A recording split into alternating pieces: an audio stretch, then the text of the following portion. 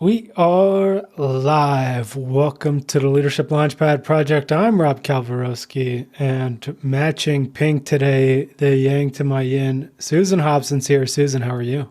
I know why I'm wearing pink. I just revealed that in our video session this morning, the one we did for our legacy crowd, right? My cup of overflow at this time of the year. I'm feeling so damn fulfilled right now, seeing all the growth in our locker rooms. But why are you wearing pink? Can I just say it was a shirt I had in my closet? Not if you believe in the psychology of color, you can. Actually, well, yeah, I don't know. I was going to choose white, but that shirt was dirty, so I went for the pink shirt. It literally was that simple for you, wasn't it? I need to become like Steve Jobs and only have one color shirt. Please don't become like Steve Jobs in any way, shape, or form. Alrighty, so obviously we got to start off with a quote. Oh, yeah. And I have one here from Dr. Richard Schwartz, which is one of our favorite guests. And he says, if we were all fully self-led, all parts and people would be welcome. One quality of self is connectedness, not only the desire to connect, but the in our bones knowledge that we're all connected. So when one of us suffers, we all suffer. I love that. Tell us why you chose that this morning for our peeps. It's something where we're seeing the shift. Yeah. And we're seeing the shift where the 1.0 leaders who are causing suffering of folks are no longer as effective as they once were. And this is also when we talk about what folks are looking for in jobs right now. It's this element of purpose and having a company that does more than just make money. And so this shift from 1.0 to 2.0 is happening, and that's why we're all here on the show. And wearing pink. And yeah, and wearing pink. And so we have a special guest. I knew that was the dress code. I would have wore pink. That's right. And that voice for everyone is our special guest, Dr. Sam Gerstein. Sam, how are you? Great. Good to be here. Thank you for having me on. Thanks for joining us. And Sam, for folks out there, can you tell us a little bit about yourself and what you do?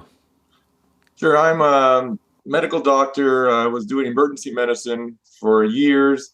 And about 14 years ago, exactly, I shifted over to psychotherapy and business coaching.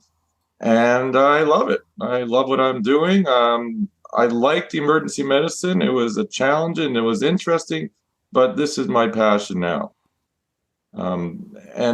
What I do is I help people in my company, Dreams for Real. I help people understand who they are, discover what they really want to do in life. I call it their dream career or dream business, start their dream business, or if they're already in it, take their business to the next level. That's what my company does. I was going to say, so help our audience understand what inspired an emergency medical doctor to make such a pivot in his professional life. Yes, that's a great question, Susan. Well, when I was counseled, my parents were struggled. They came from poverty. They didn't have a lot growing up. So education was really emphasized in my family. And I did well in school. I became a doctor. The pinnacle of what they said, this is what education will lead, and you're going to be happy when you become a doctor, and this is the ultimate. And I was good at education. I became a doctor, did emergency medicine, fell into that, and eventually became chief of my department. And when I became chief, I thought, all right, this is going to feel amazing because I did it. And a few weeks after that, months out, I said, something was missing. I didn't know what. I said, I'm not feeling as good as my parents told me. And so I went away. I went away to nature up north for a few weeks, and I started contemplating what's going on. I should be more grateful. I'm not grateful enough. And I started realizing something was missing, that something was a deeper connection with my patients, this is what my personality is like. I want to go deeper. And And I didn't have that opportunity in the emergency medicine department, which is not the problem with emergency medicine. That's the nature of the business. Mm-hmm. But with some soul searching, I learned that I needed to satisfy not just my head, but my heart at work. And that might seem like a little thing, but that was a huge aha moment for me, because my family, we didn't discuss the heart and business. And even when I talk to my kids who are out of high school now, even now, teachers don't talk about the heart as much as the opportunity for business. What's going to be good in the future? Where can you make money? What are your skills? What marks do you? And I would tell my kids growing up, when I learned my lesson, over and over again, just do what you love. Just do what you love. It became like a broken, okay, Dad, we got it. No, just do what you love. Just do what you love.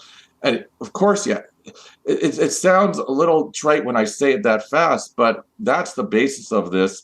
And people often say, yeah, but you have to have skills in it. But I find my clients, when they really are linked to what they love inside, they usually are very good at what they're doing. It's not being a problem. I don't have to separate out skills versus passions. It usually is connected. And so going back to emergency medicine, I knew I had to get connected with me. I took a 2-year soul searching journey. I had great mentors to help me. And eventually I ended up doing psychotherapy, counseling, and coaching, because it turned out to be a great fit for me, my head and my heart. And since then, I haven't looked back. And 14 years ago, I started this. Now I'm just as passionate coming to work and coming to talk to you guys about it as ever. So that's why I know this is my dream career. And I want to share with other people who feel stuck as well. That's why I came on this podcast, because so many people I see in real life right now are still stuck and still in the old paradigm of work, which is going after the money, making money. It's just suffering through it so you can live for the weekend or live for holidays. And so those folks who are stuck, what would you say to them? Where should they start? Mm-hmm. Well, going back to your Dr. Richard Schwartz's quote, I like the quote at the beginning, Rob, is, what other people feel we're connected to us. But I also add to that, what we feel inside makes us connected to others. So the inside world and the outside world to me are the same. So when people come into me and they say, okay, Dr. Gerstein, I got anxiety. Can you help me get rid of anxiety? I go, nah, can't do that. What do you mean? I go, because anxiety in the world, we have things to really be anxious about, racism, genocide, misogyny, lots of real issues. So until the world is at peace, and you're going to feel anxious. So we're attached to the world, but we also, the other way around too, when you feel disconnected from yourself, then you're also portraying that to your clients, to your work. So the first thing I have people do is get to know I call it their true self. Get to know who they really are. And I have a methodology I use to do this, which connects them back to their selves versus the parts they use. I have a little different terminology I use than Dr. Schwartz, but the parts they use to lead their life. Like a very common one I find, and I've had 2 new clients this week that are leading their life through their people pleaser part. So they want to do so much for their clients. They do so much. They overwork. They're on call in the evenings. They'll take a call on the weekend, and they're doing so much, and they leave themselves behind. They wear themselves out, and they're led by this part. And I ask them, I go, I'm curious, why you do a lot? What's going on there? Well, I want to do a great job. I want to really show that I can. And really, this comes from. It sounds logical when they say it, but it comes from a fear inside. Fear they are not doing enough, or won't be loved, or won't be connected if they don't put themselves out there so much. So this is really starting to connect with their true self. And I reassure them, and we do the work, that you will still be loved. You will still be appreciated when you put yourself first. That's a very challenging thing for many people. Why is it so hard for us to put ourselves first? I think sometimes when I say that to a new client, they don't believe me, right? They say, are you kidding me? look at this world and full of narcissism. Everybody on social media taking selfies and da, da, da, da, da. Right. And you're telling me that that's the solution? Is I got to put myself first? Why is that the solution? We know why this is so hard for us to put ourselves first, right? Because Right. the world trains us to believe that we are responsible for everybody else's needs ahead of our own, right? Definitely. And especially this is true with teachers, coaches like you, healthcare workers have a lot of these. The industry actually attracts the people pleasers in people. So the reason it's so hard to do because we're trained from a young age to do this, to put other people first. And religion, it tells us this. I'll give you an analogy of a great example of my practice. I had a single mother who was the father didn't really feel like taking care of the child, so he left or she kicked him out, and she became a single mother. And every time after work, she picked her son up from daycare. Son was about 2-3 years old. She'd come home and she was exhausted, and he had demands. And she came to me. She goes, I'm just wearing out. What do I do? I can't do this longer. I'm just so worn out. I want to be a good mother. I want to be a good worker. And she wanted to be good at everything. Wanted to be a good cook. And I said, that's what I said to her. I go, you got to put yourself first. And of course, are you kidding? No, my child. No, we don't understand, Dr. Greer. I go, okay, but let's do an experiment, shall we? And we talked about it. I said, when you come home next time, I said, what do you like to do? So we talked about it for a few weeks. And she said, well, I really like to relax with a bath. I go, great. When you come home, I want you to take a bath first. It's impossible. He's 3 years old. I go, put the toys in the bathroom, lock the door so he's safe, and get your bath ready, whatever you like in the bath, bubble bath, whatever, and take it for 20 minutes. Not too long, not too short, but 20 minutes. But no, that's not going to work. He's gonna take a tantrum. But usually, I got to feed him. I go, we'll see. So she did it. She experimented. At first, he did his little tantrum, but after a few days, she came home. He started putting her toys in and his toys in the bathroom to get ready for her bath. And she was blown away. After her bath, she said to me, she was actually ready to now take care of him. And she was a pleasant, it was nice, it was a pleasure because she was a good mother. And it became a routine. And he learned that she has needs, and he, instead of raising a child that might become a narcissist if everything's for him. So after a while, she said, this worked for me. And we did it. We applied it to other things at work as well. And at work, she was putting other people first. And eventually, I'm not against helping other people. That's great, but put it second. A close second, great, but put yourself first. And some people will be skeptical when they hear this, but it works if you experiment with it. And you don't have to do a lot to put yourself first. Like I right now, I have another gentleman who, again, wasn't taking breaks at work. He just go one client to the other client and go, take a 30-second break, take a 2-minute break, a coffee break. And at first he resisted, but now he says, I get to actually just relax and get ready for my next client, and I'm present more. So Sam, it's wonderful when I see it happen. It's wonderful, but it takes a while to get over the resistance we have. Sam, where I'd like to dig is like a lot of folks, right? It's that us and close second. Like, where's that line, and where do folks know that they're giving too much of themselves away? That's a good point. If you're wearing yourself out, if you feel one more thing is going to make you irritated, one more thing you're going to scream, one more thing you're just going to want to quit. And I get a lot of that when people they've been pushing through this feeling, I'm tired, but I'm just going to push through another year. I'm going to make enough money, then I'll be able to pull back. Or I love this one. I'm going to eventually do what I want to do for me when I retire, but that'll be 8 years I have left. And I really hate what I'm doing now, so I'm going to put up with it for 8 years. And the problem there is, Rob, they're assuming one constant, that they're going to be healthy for the 8 years, and they won't. And unfortunately, I see people get sick, and I see people get sick from burnout. It's gotten worse actually in COVID-19. Yeah. because the lines are blurred now. What is home and what is work? And employers are often assuming, well, you could take the call, you're home. I go, no, no, no. What do you mean? I need time for my. No, you can take the call because we're doing virtually anyway. So it's getting worse. So you have to really understand your own boundaries and be able to put it down. I want you to break that down for our people, because we obviously got an audience of leaders who are very familiar with needing to put everybody else's needs ahead of their own.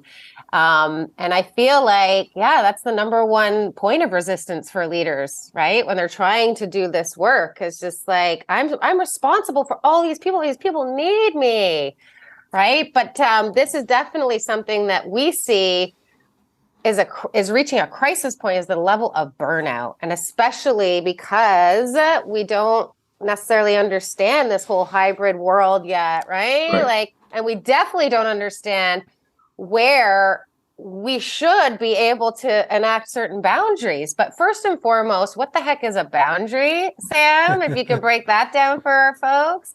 And then secondly, what would your advice be to those people who are burning out at work? Like, how can they approach that with their leaders so that they actually can get the help and support that they need?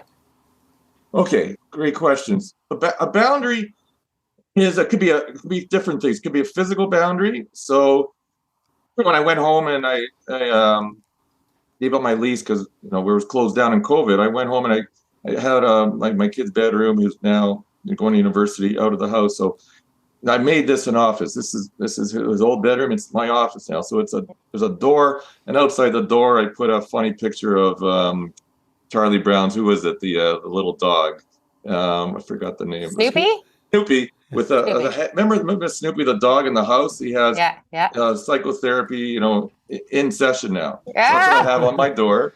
And I love it. My family knows I'm in session. When I'm out, I open my door. So that's a physical boundary. And it sounds funny, but it really helped, because at the beginning, people were coming in, can you know my wife?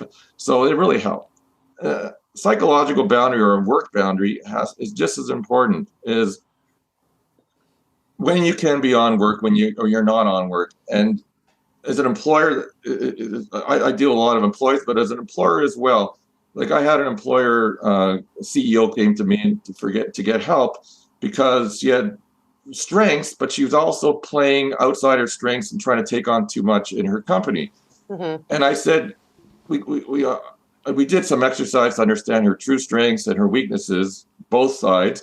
And I said, you have to learn how to accentuate your strengths and delegate your weaknesses.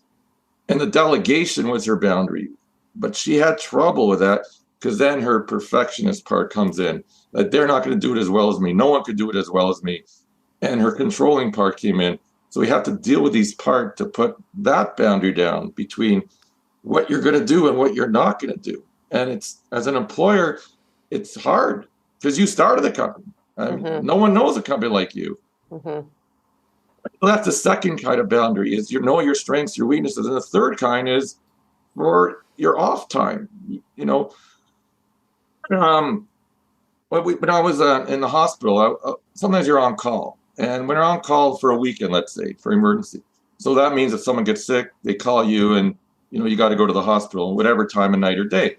Now, often I didn't get called in, but just being on call. And remember the old callers? It wasn't a phone. It was the pager. Pager. I had to wear the pager, and just wearing that and knowing I could get called in was stress. Mm-hmm. Like I was with my friends. I was at dinner. I knew any minute during dinner I could be called. So I never completely could relax. But when I said, okay, I want to be off call this weekend, it's my birthday, whatever, I gave the pager to someone else. It was like a sudden feeling, okay, I can relax this week. And that's what it's like. Making a deal with your employer or employee saying, I'm not on here, but I will be on at this time. And that's the third kind of boundary to put in. Is it's important. It's important. And you can negotiate. Like if you say, well, my employer never doesn't want to agree to anything, you can negotiate that, and vice versa with the client. I don't know if that answered your question. Yeah, I think it's great, right? Like, I think a lot of people are afraid to say what they can and can't do to their employer. So I think like that is the starting point, is like empowering them to feel like they actually can say something about where they're up against the edges of their bandwidth. And I know that can be really hard for people pleasers and perfectionists to say the word no. But the way that I try to empower my clients to do that is to recognize, like, you in a burnt out state are a liability to yourself and this business anyways. It's not sustainable, right? So it's like, what are we doing if we're trying to operate, at a diminished capacity? Like, what is the damn point of that? And yeah, you're right. You're eventually going to end up sick. And you don't have to go in tough, it's going to be my way or the highway. I'm going to have it this. I'm going to be off at 5. You don't have to go in tough. I find you can negotiate with employers, and talk to them like real people. I had a lawyer in my practice, and her employer was having her work more and more and more and putting more demands on her. And she, because of her people pleaser nature, she wouldn't push back. And I said, it's okay to push back a little. Mm-hmm. And, she did eventually. But she was scared. And then it's not the profession either. Like, she was a respected professional. You think, well, she should be able to do it. No, mm-hmm. It's our inner stuff. It's our inner selves that really is what we got to come to grips with. Mm-hmm. That is the truth, right? Right, and there. Here at Team Elite, because of one of our coach, MJ, we started to call it scaffolding instead of boundaries. Oh yeah, really. They're supporting us in building ourselves up. That's a good name, scaffolding. I like that. Mm-hmm. Yeah, and I just want to throw in a few tips here for folks. So I talked to my therapist about this a few weeks ago, and she told me, she's like, Rob, she notices when she's burnt out, when making snacks for her kids frustrates her instead of is like something she enjoys. And she's like, notice that when you take Winston out, my dog, for a walk, it's like if you're frustrated at him, then you need a break. Yeah. Little things start to annoy you, and the World Health Organization came up with some criteria, finally recognizing burnout as an issue. Wow. Thanks for coming in. A little late to this party, yeah. So one of a few things they have on the list is cynicism, boredom, not performing as well as you can anymore. You could do better, but pushing harder gets diminishing returns. You don't get the results.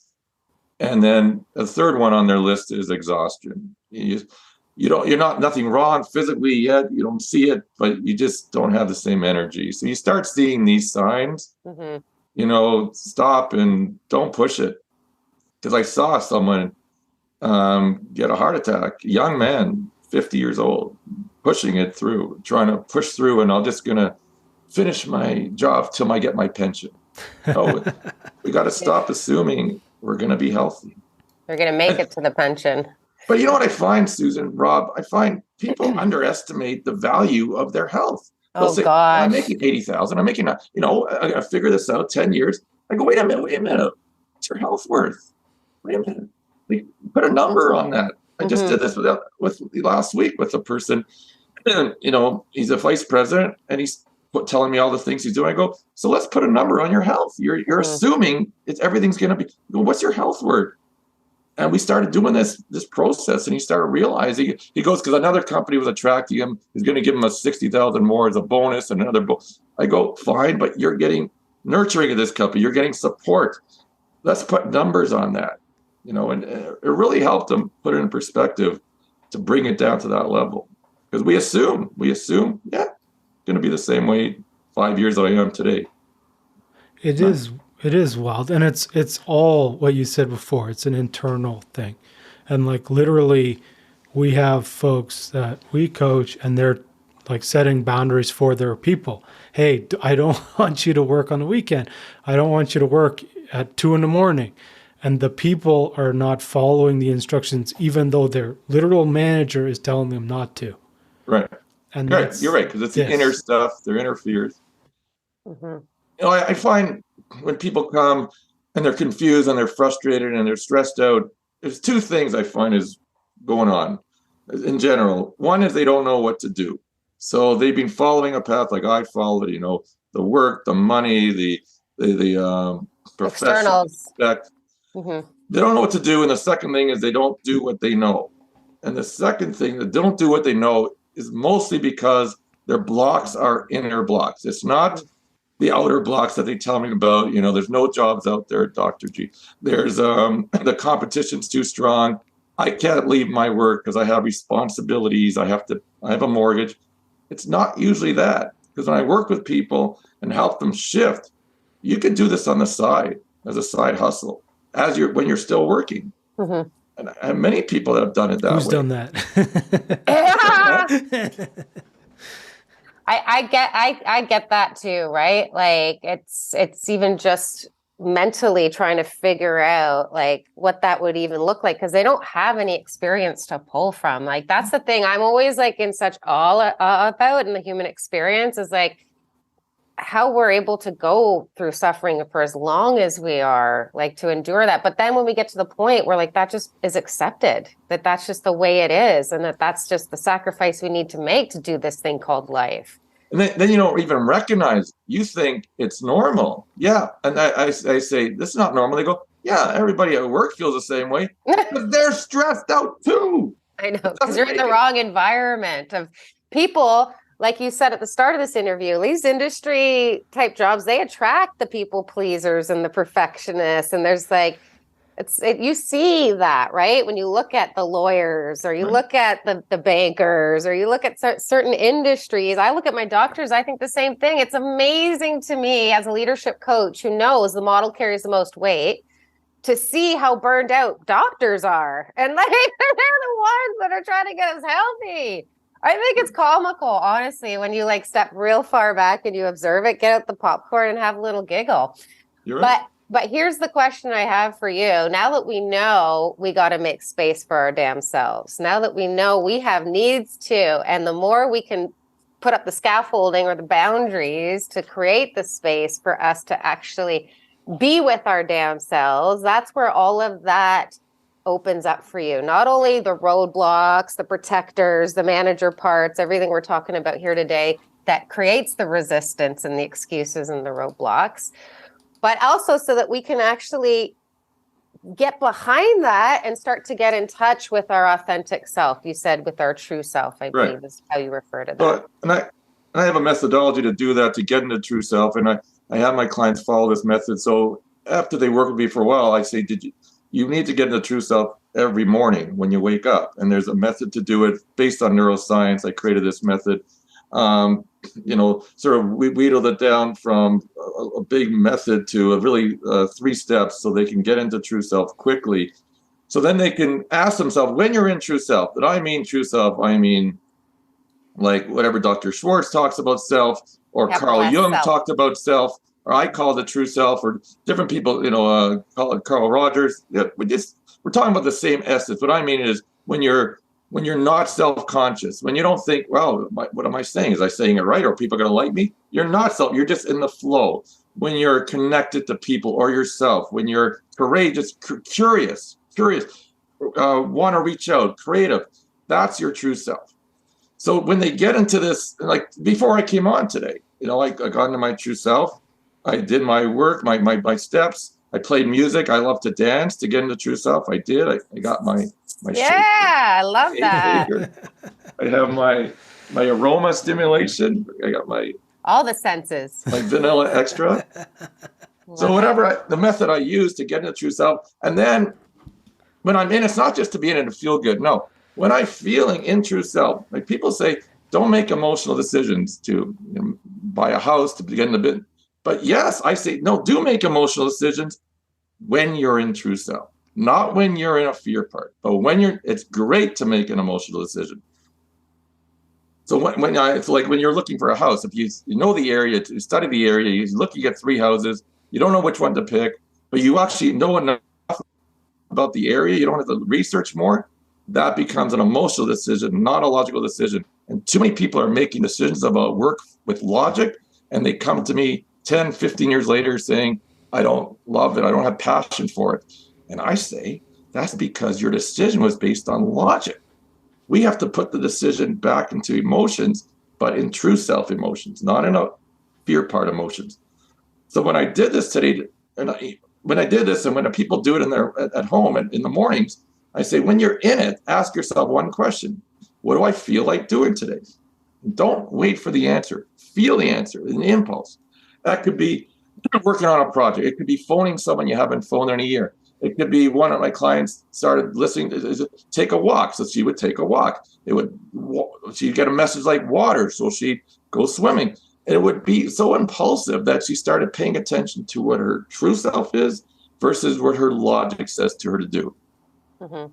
So, but it opens up a new world, a creative world where you don't really know the answer, but your true self does. Because you can't logically get there if the logic is controlled by your inner fears, because you'll end up in the same place. Well, logically, I should leave this job. Okay. Well, what can I do? Well, logically, I don't know what I can do. I don't want to go back to university. Okay. So there's not a lot else to do. I got a mortgage to pay, so I'm going to do it later. And you're ending up in the same place because you're. Yeah. Yeah. Definition of insanity. Same place, expecting a different damn result. Right. So we got to stop being afraid of our emotions. And the mind body is one. I call it the mind body now, not the mind. And it's just one. So our emotions and our thoughts are the same. And actually, if you look at, neuroscience, emotions, the emotional brain is actually stronger and works faster than the thinking brain.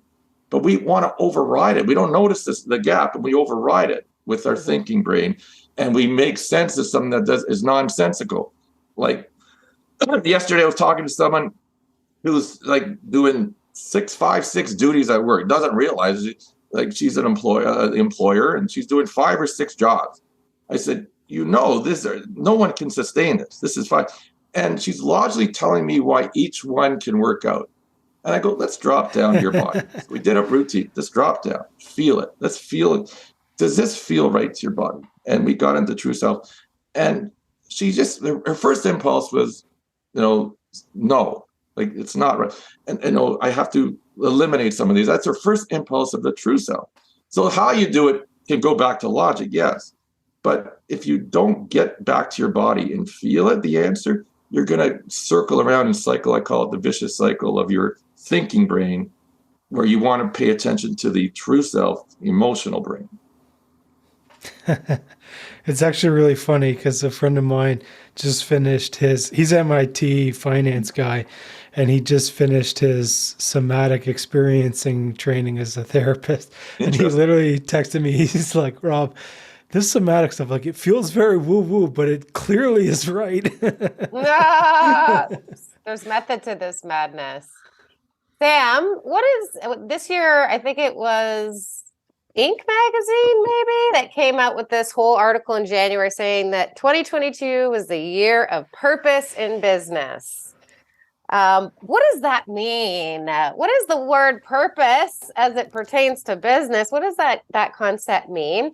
And then help our audience with a couple of suggestions just in terms of how they can start to play with that in their own experience. If they're listening to this and realizing that they're getting some emotional intel that's suggesting they need to go on this journey towards purpose.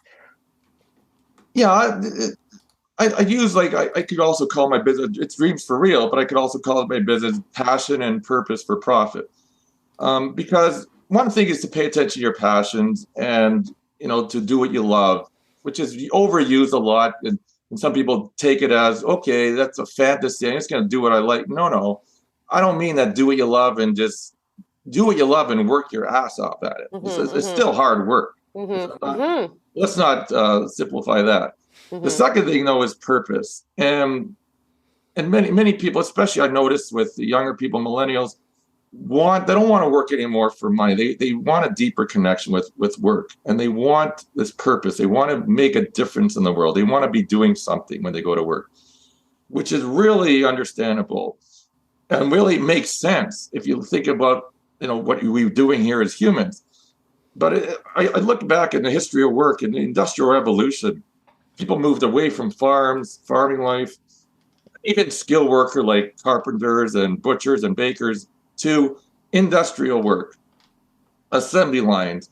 And the employers really would take advantage of the employees who were saying they're lucky to have a job. And the money became the holy grail. Let's work for money. The more money, the game is who has the most money wins the game. Mm-hmm. The workers would work 7 days a week, and the employers wouldn't mind that. They would keep them working 7 days. They could say, oh, we're going to pay you more money. And then over 200 years, we started getting things like voting rights for women, and then which increased their power, and then starting to push back. We want holy days off, so Sundays, and then Saturdays became, and then we're moving towards who we really are. What instead of money is it's got to be something else. Mm-hmm. And then with 2001 with the 9/11, people really started questioning. I didn't see the Inc. magazine article, but at that time I saw Inc. magazine articles about that kind of thing. People started questioning, what are we here for? If my life could be taken away in a split second, let's get to a deeper meaning of why we're here.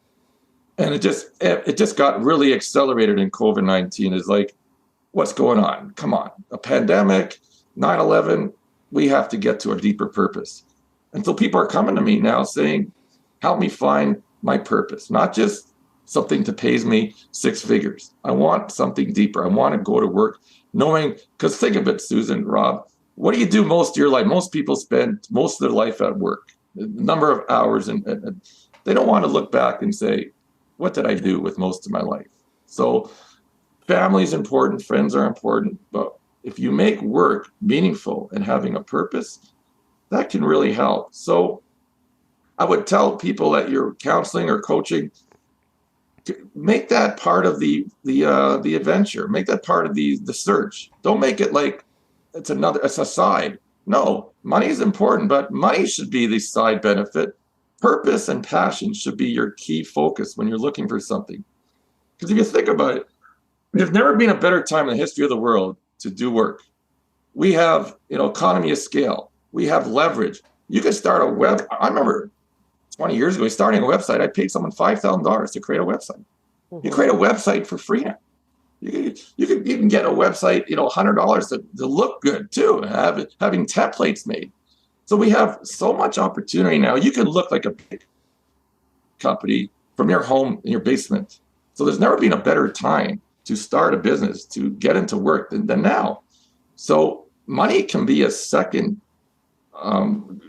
concern, whereas you focus on your passion, your purpose, and you can make a lot of money doing it. But it doesn't have to be the primary focus, because it is many ways I've helped my clients make money. What if they don't know what they're passionate about? This is oftentimes where I try to, help them get into the adventure. I like that we both call it that, because it certainly is. But they come up empty and they're like, well, I don't know what I'm passionate about. Well, that's why. Thank you for asking. That's why I created the discovery process I made, which is a process, a 12-week process where I take people through it every week and I lead them on another adventure. And in the end, knock wood, I've yet to have someone working with me, I've yet to find their passion. Sometimes it's really obvious. Sometimes it comes at week 6. Sometimes it takes till week 10. But really, when you start seeing the themes over and over again from their childhood, from their pains in their life, I use pain as one of my exercises, because we can learn from pain. Many times our purpose comes from our pain. Mm-hmm. Like one of the people I interviewed for my book, Live Your Dreams, Doctor's Orders, was a lady that worked at Workmen's Compensation Board. And it turns out her father died of a chemical exposure in a plant which he was never told about. Aww. And she was 21, I believe, when he died. And she said to me, I'm going to spend my life making sure no other daughter has to suffer that. I'm going to make sure that plants and operations are responsible and have to take care of their industry, make sure they're taking care of their employees. So this is her purpose. And she doesn't go happily skipping to work, but this is a purpose, and she feels meaningful when she goes to work. Mm-hmm. So pain is one thing. Passions. We do some creative stuff. We do some playing in your little children parts in yourself. I got to get to their adventure parts. And as we do this, I start saying, right now I'm doing with someone, see the theme? That theme came up again. You see, it's here again. It's here again. So when I created this program, I use the best stuff I used in my own practice to put a 12-week online program out so I can guide people through it online now from their home. So COVID-19 inspired me to people can always come and see me, so they could do it from the comforts of their home to do this 12-week adventure. Love it. Love it. What do you want the legacy of all this purpose work that you're doing in the world to be, Sam? Well, let me just start to saying my parents, I love them. They did everything for me. They got me to go to university, and they didn't have a chance to go to university. So what they did for me was incredible, gave me this opportunity. So because they didn't see the emotional part of the game, there's no indictment about them. They gave me everything they had. I want my legacy. I want people to realize the thinking isn't enough. You need the emotions and the thinking in your body to lead your life.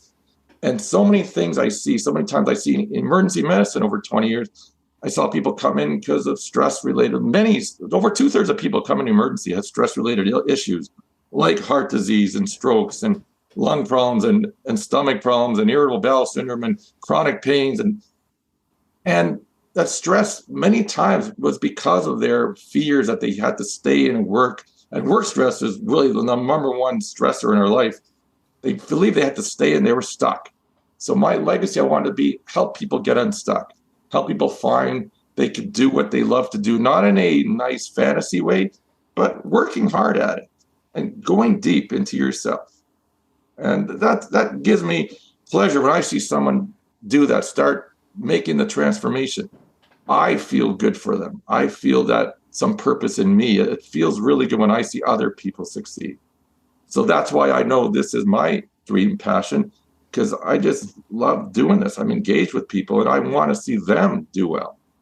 So when people write me stories, write me emails about how they're doing it, it feels great that I know I took one more person off the list of what they can possibly get a stress-related, go to emergency 10 years down the road. I know I'm contributing on the preventative side now. Cool. And so it makes me feel really good. Like that. I love it. And for everyone out there, we've dropped Sam's LinkedIn in the podcast notes. Sam, is there anywhere else you want folks to find you? Well, my website is custom-fitbusiness.com, and I talked about my online courses on there. Well, that one about the discovery process on there. Another one about mastering the mental game is on there as well. So, yeah. And I also do coaching. You can reach out to me there it's on the website. The 3 things are there. So I'd be happy to talk to people about any interest they have. But thank you, Rob and Susan, for allowing me to share my passion with people. Thank you for joining us. And for all the folks out there, obviously, please hit subscribe to Leadership Launchpad Project on your favorite podcast platform. We're available Apple, Spotify, Amazon Music, YouTube, and more.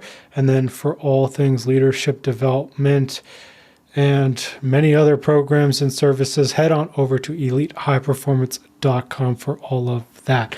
Susan, is there anything you want to leave folks with today? I knew I wore pink for a reason. My fulfillment just went into overdrive having this discussion with Sam.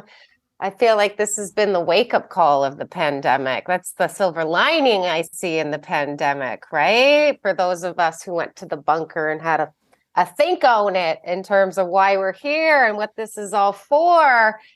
And that is something that I really, really, really celebrate, because, that's what we all 3 of us here spend our day job trying to awaken people to, right? Like, I think even the notion of purpose when I first came into this game 15 years ago was somewhat of a luxury.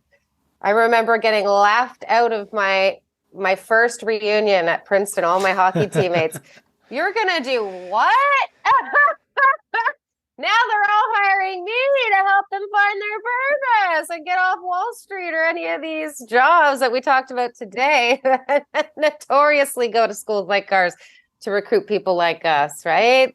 In our previous version of selves, the deficit high achievers. Yep. But I love it. And I especially love the part where you talk about the pain into purpose, because that really is how I even had the courage to go to come right out those gates in university and get on my purpose-driven mission. But it's Yeah. no longer a luxury, folks. Look at this. We made this easier than ever to come on this adventure with people like us and awaken to that purpose when the world needs it more than ever. So thank you, Sam, for helping us add further fuel to that fire. Thank you. And Thank you. for bringing this to our leaders today. Thank you very much. I love it. And for me, it all starts with that moment and that pause. And we heard it from David Irvine, we heard it from Sam, we heard it from other experts that we've had on the show, is take that moment and pause and drop into your body and feel. And that will tell you whether you're on the right path or not. And once you know that, you're welcome to reach out to us or Sam and find a guide to help you go on the journey. Yeah. It's new. It's a little different. It'll feel uncomfortable, but it's worth the journey. That's where the growth lives, always. Absolutely. And I'll close here on a quote from Rumi. Ooh. And he says, "Let yourself be silently drawn by the strange pull of what you really love. It will not lead you astray." I love it. Sam, thank you so much for joining us. Thank you so much. Good to be Everyone, here. thank you so much for listening, and we'll see you all next week. Bye, everyone. Bye.